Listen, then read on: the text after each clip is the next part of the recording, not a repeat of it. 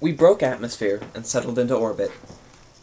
I knew what I hoped the Fads did not, that the Dependable was not going to be returning in 4 minutes. That meant we were going to have to spend several minutes convincing the enemy not to destroy us. It was going to be dicey, particularly since the cruiser's weapons could easily tear us to shreds. The limited range of the shuttle's sensors didn't pick up anything. I looked at my data bracelet, 3 minutes since last communication. If all went according to plan, the Dependable should be back within another 6. If we were lucky. This was going to be really tight. Quietly, so our passengers wouldn't hear my plan and know how much of a gamble it was, I explained to Tamret what I was really up to. Tamret could find about 100 things wrong with me when I was eating breakfast, but now she simply listened and nodded as though my scheme was the most reasonable thing in the world. "Sounds good," she pronounced when I was finished. "It's insane," I whispered. She shrugged. "Well, it's pretty solid, given the circumstances." I checked my sensor reading again and saw nothing, but a few seconds later I picked up a radiation spike. An instant after that, it seemed as though a scalpel had slashed a line across the starscape. A wound opened in regular space, and a massive, phatic cruiser came out of its tunnel. From looking at it, I couldn't tell if it was the Dependable or an enemy ship, but I assumed the latter. Once we were sent the text-only message, "Surrender or be destroyed," I was even more certain. Tamret broke orbit and began to accelerate, heading away from the planet. The cruiser pursued, slowly overtaking us, but it hadn't fired its weapons thus far. I could tell because we hadn't exploded in a ball of fire. The cruiser signaled again, this time with a video communication. I put it on the shuttle screen. If we were talking, it seemed to me we weren't exploding, so I was in favor of talking. I was ready to negotiate. I was ready to do anything I had to do in order to buy more time for Tamret and my father. I was not ready for the face that appeared on the screen, however. "Zeke," Mrs. Price said. She stood with her arms folded, the blood-red fingernails on her right hand tapping against her arm. She wore a humorless business suit, and she looked ready for some corporate action. "I picked up on your little trick, and we're ready for Quassel when she emerges from her tunnel. Her ship can take a few hits before it's destroyed, but yours can't. I don't want to hurt you, but I can't let you get away." All right, I thought. This is something, isn't it?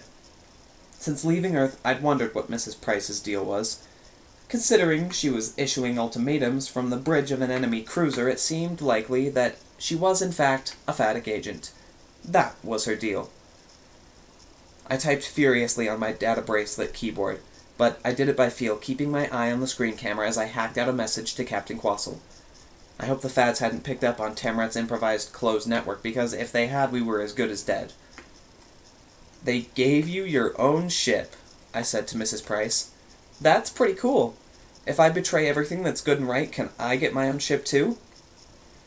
"Ambassador Visium is in command of this vessel," she said. "He thought you might be more willing to negotiate with me rather than him." "Really, it's 6 for one, half a dozen for the other," I told her. "I find you both equally charming." "Your sarcasm is less amusing than it used to be," she said, "and it was always just annoying. Now please surrender. If you don't, you will be destroyed." "Mrs. Price," I said, doing my best to sound like someone who was not, in fact, facing destruction, "I think you know I won't hand over the shuttle."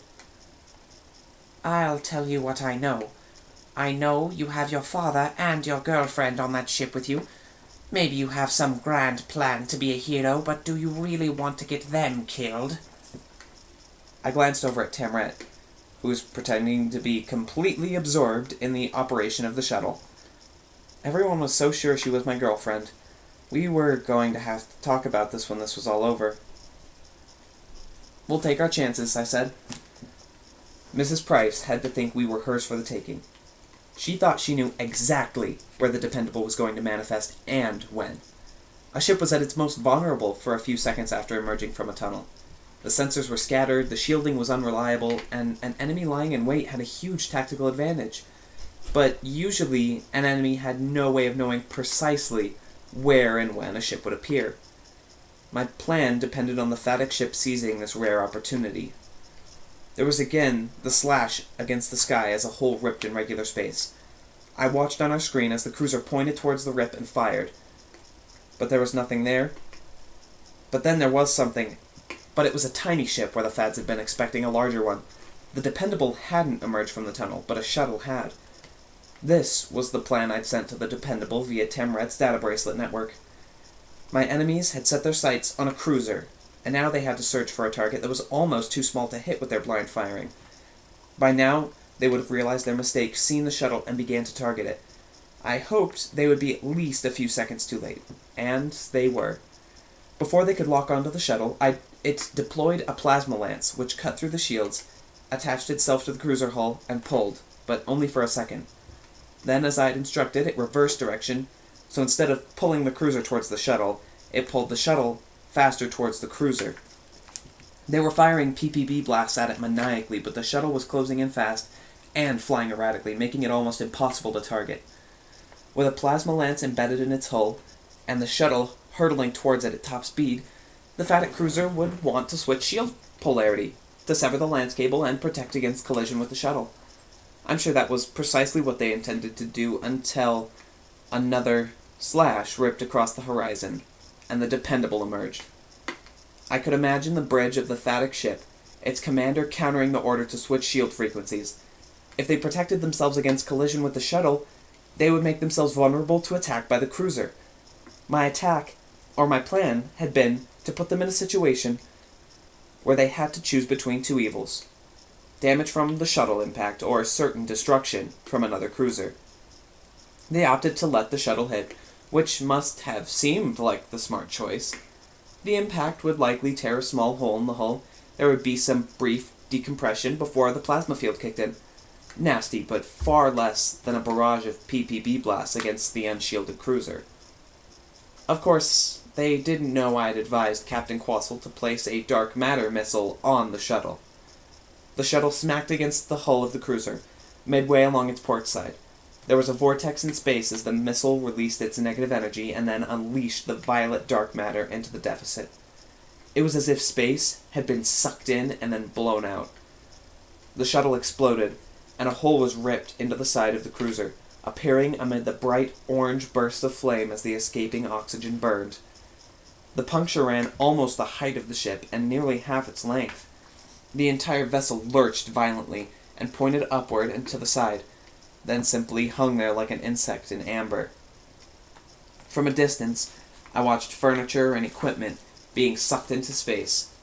Then all along the breach, a flickering blue light appeared as the Phatic cruiser patched the hull breach with a plasma field, instantly dousing the fire. I saw now that we had scored a good hit, though not a decisive one. The ship had suffered considerable damage, but it was still functionable. Its ability to move and defend itself had been limited, but not destroyed. So I angered them and bought us some time, but nothing more. I used my data bracelet to signal the Dependable as I programmed a course change. I don't think major systems are damaged. Open the shuttle bay doors and give us cover. We're going to have to come in hot. I accelerated as we moved towards the Dependable. It was a big, ugly, flying Phatic saucer, but it was the most beautiful thing I'd ever seen. I changed course and sped towards it, flying erratically as I tried to avoid the energy weapons the Fads had been firing at us. "Zeke," Mrs. Price said over the video feed. "you're not making this easy for me." "Well, I really wasn't hoping to," I said as Tamret banked us sharply. "I'd rather take you alive, but I will destroy you if there's no other choice." Tamret reached over and cut off communications. She then signaled Captain Quassel on the private channel. "Captain, this is Tamret. You don't know me, but the short version is I'm pretty amazing and I have an idea." "Oh, yes, you're Zeke's girlfriend. Go ahead." "I want you to accelerate to 10% below maximum speed," she said. "Keep the shuttle bay doors open. I'll come in at 5% above your speed, then match, and dock. Once I'm latched down, I want you to brake hard. We then turn and fire." The captain said nothing as she thought this over. "It's not going to work." It was Urch speaking. I've tried maneuvers like this in the sim, and sharp movements at accelerated speeds radically alter your ability to target. You won't be able to get any kind of weapons lock for several seconds. Meanwhile, you're stationary and an easy target for your enemy, whose position is comparatively stable. I had, as I recall, tried this maneuver several times, including in the first match with the humans and the Rorals and the Ishi. I knew what Urch meant. It had been impossible to find a target when moving so fast. If it had been possible, we might have won the sim, but every time I tried this trick, it had failed. Maybe you can't do it, She said. Zeke can. Transfer the weapon controls to his console here. Wait a second, I said, but Tamrat held up a hand, letting me know it was time for me to be quiet. What makes you think you'll be able to lock on from your location if we can't lock on from ours? The captain asked. He's picked up a few tricks, she said. Well, I had. My speed, my agility, and my perception were all beyond things they'd been before. I could do it. Maybe. Tamrat's right, I said to the captain. This'll work. Zeke, she said, I can't risk your crew and my crew on a hunch. It's not a hunch, I assured her. If you've got another idea, I'm listening, but we have to do something. Captain, please trust us. Tamrat and I can handle the shuttle. Tamrat can handle the shuttle, and I can get us a lock. She paused for a moment. How sure are you? 100%? It'll be 100 after I do it, I said. Maybe like a 90% now? Another pause. I don't like it, but I don't see any other way we're going to get out of this. Keeping in mind that if this doesn't work, recapture is our best possible outcome. It'll work, I told her. She sighed. I'll have Helm transfer our coordinates. Everything via data bracelet, though, not directly to the shuttle, I cautioned. Understood. She then broke connection.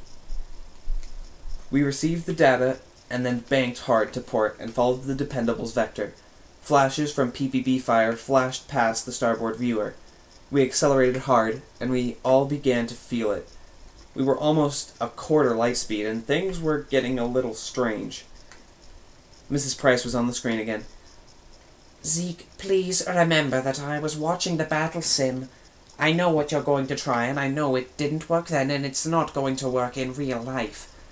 Let's face it, you're competent, but you're not an innovator. Well, that big hole in the side of your ship says I'm kind of an innovator. Listen to me, she said. I'm not bluffing when I say I know what you're planning. You're going to land hard in the shuttle bay. Quassel's going to hit a full stop, turn around and fire, but she'll miss because weapons can't lock under that kind of stress, which you know. We won't take a hit, and you'll end up dead. This is your last chance to surrender. Let me ask you this, I said as I picked up speed. What made you betray your world? Your people? Was it money? Power? She shook her head. I'm standing on the bridge of a starship, she said. I'm a central player in intergalactic events. I'd think you of all people would understand. I understand that part, just not the evil. The Confederation isn't what you think, she said. They only show you what you want to see. You have enemies in the Empire, but they can be swayed. You're a talented kid. You could make friends, rise. You and the Roral and Father could all join us. Goodbye, Mrs. Price, I said. I've learned a few things since I obliterated the last Faddock ship. I'll try not to blow you up. We were coming up hard on the Dependable. The cruiser wasn't even bothering to target us. They were saving their weapons, securing a lock. Meanwhile, on our view screen, the Dependable grew larger as we zeroed in on it. The shuttle bay doors were open. The blue plasma shields had vanished. It was a tiny target, but we were coming in fast. Part of me looked at the shuttle bay and thought it was impossible. Tamrat was working the controls, her face a mask of concentration, though, not panic. She had this. No matter how impossible it looked, she was in control. We bucked and bounced, and everything vibrated. Lights flashed as the ship's system warned us we were approaching and exceeding the shuttle's maximum safe speed. I glanced behind me and saw the horror on every face behind me. Diana and Charles and the members of the selection committee. Everyone but my father, whose face betrayed nothing but a proud calm. Like he somehow knew I could do this, even though no one should be able to. I turned back to the consoles and the screens. The Dependable was getting closer, but it was still miles away. 10 seconds later, it was upon us. It was like we were falling towards it, like we were a missile bent on its destruction. There was no way to control our approach at speeds like this, but Tamrat did it anyhow. She matched speed and let the shuttle bay doors swallow us as we came to a full stop, the G-force compensators kicking in, but there were only so much they could do and the passengers were tossed around violently. I tried to ignore it all. My one chance to save us was coming up. That was all that mattered. I heard a couple of the passengers cry out as we sat down in the shuttle bay floor, somehow without crashing. Barely. We braked hard as we came screeching to a halt across the length of the bay. In the limited atmosphere, I heard the ripping of metal on metal, and on the view screen I saw sparks flying. It was ugly and frightening, and I'd caused a lot of property damage, but I knew even before we came to a full stop, Tamrat had landed us safely. Urge came in over the comm. That was the most messed up landing I've ever seen. I could tell he meant it in a good way, though. You've got weapons, Captain Quassel told me. I'm trimming the ship. I hope you know what you're doing. He does, Tamrat said. I hit my console and pulled up the weapon screen. It was time to win this. The Dependable was already reducing its forward speed and pivoting to face our pursuers. It was exactly like the moment at Ganar when the gravity had cut out. It was like when we dropped to the planet's surface. We were thrown back hard and fast. I felt my stomach drop and my head buzzed. I thought I would vomit. I thought I'd black out, but I stared at the console and forced myself to concentrate. Then suddenly, there was no spin, no loss of gravity, no nausea. I was in the moment, clear and precise, seeing exactly what I had to do. I tapped the screen, focused on the engines, and locked on. There was just for a second a moment of hesitation. I thought of giving Miss Price exactly what she'd promised me, death and destruction. But that wasn't the person I wanted to be. It wasn't the person Tamrat wanted to be, or who my father wanted me to be. I was better than that. I'd destroyed a ship once before, but I hadn't known what I was doing then. Now I knew exactly what I wanted to do and exactly how to do it. I chose my target, locked onto their weapons array, and fired a single missile. Once it was away, I refocused and targeted the engines with PPBs. Those I kept on firing. The missiles were slower than energy weapons, and the particle beam struck first. There was a flash as the enemy saucer engines burst into flame. Chunks of metal and exploding fuel plumed from the cruiser. Atmosphere hissed into the void, and then the missile struck. There was another explosion, this one near the primary weapons array. In an instant, the ship lay dead in space, an overturned saucer bobbing like a dead fish in the water. Air and fuel bubbled out into space. The cracked hull of the cruiser spit fire and vented plasma. In places the hull was so hot it glowed red. In other places I watched as the metal warped and waved like a flag in the wind. The saucer was damaged beyond repair, and I knew beings had died. That they were dead because of my decisions, and I hated that. I was alive, however, and so was my father and Tamrat, and my friends, and all the beings we'd rescued. I never asked for that bargain, but I'd happily take it. Captain Quassel's voice came over the speaker. Mr. Reynolds, the Phatic cruiser is signaling surrender. Your recommendation? I let out a sigh.